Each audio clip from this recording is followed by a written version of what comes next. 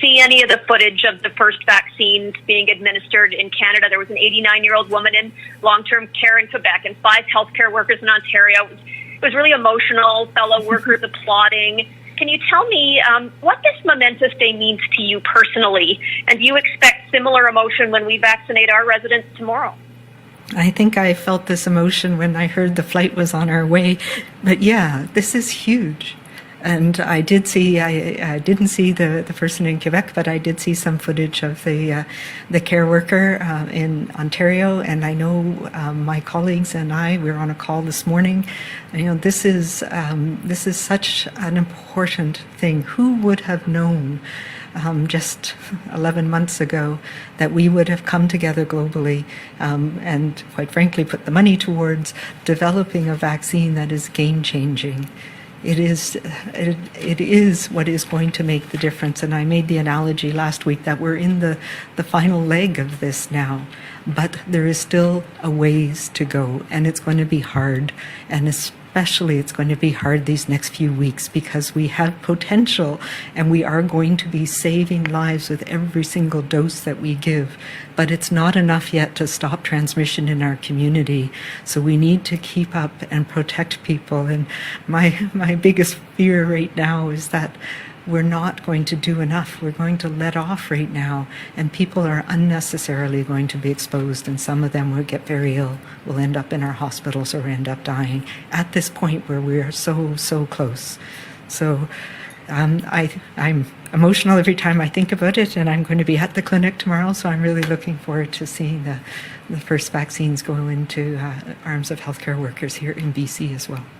Dr. Henry, on the vaccine, BC, unlike other provinces, has decided to provide the first 4,000 or some odd dosages right away rather than save them, split them in half and save half for the second dose. Can you explain why BC has done this? Do you believe it's risky in case the next set doesn't come in time? And what is the proper amount of time to wait between first and second dose?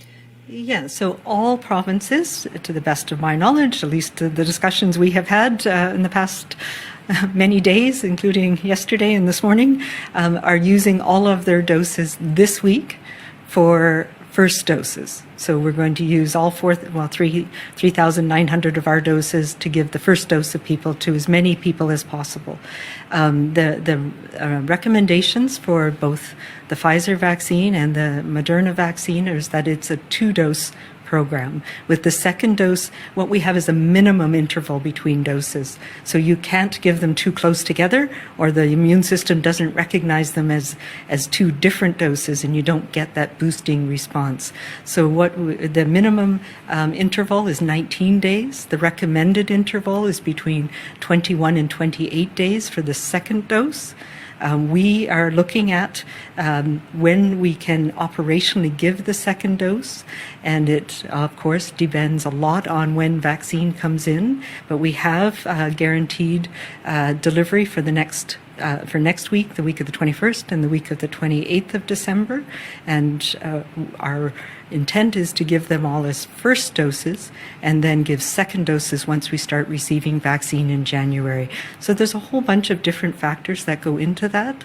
Right now, we are at the peak risk in our community, and making sure that we protect as many people as possible with that first dose is our first priority, recognizing that we are receiving more vaccine in higher quantities in the weeks to come. So those are all considerations that are operational considerations that we're having across the country. But I have a real challenge leaving vaccine in a fridge when there are so many people at risk right now.